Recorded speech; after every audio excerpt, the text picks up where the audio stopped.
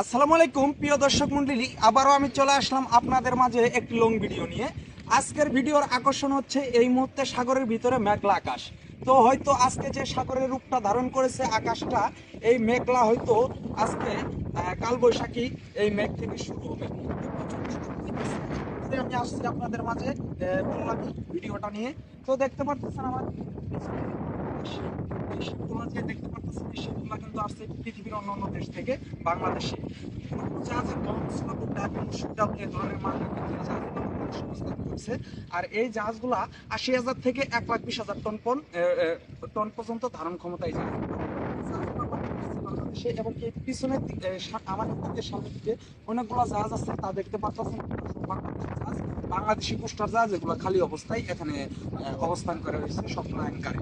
এই জাহাজগুলা লুট নিবে এখান থেকে, এই বড় বড় শিপ থেকে মাল নিয়ে আমাদের চট্টগ্রাম এই কর্ণফুলীতে যাবে কিছু জাহাজ, আবার কিছু জাহাজ এখান থেকে মাল নিয়ে ঢাকা নারায়ণগঞ্জের ভিতরে চলে যাবে। তো দেখতে পারতেছেন বাতাসের সাউন্ডটা আমার কাছে খুব ভালো লাগতেছে।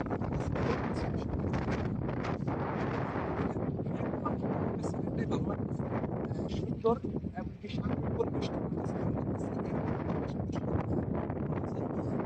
সারা দিন সাগরের ভিতর ঠান্ডা করে রোদ পড়ে, আর এই মধ্যে যেহেতু আকাশে মেঘলা এবং কি আর প্রচুর ঠান্ডা বাতাস বইতেছে, গেছিলাম এবং এই বাতাসটা শীতল হয়ে যাচ্ছে।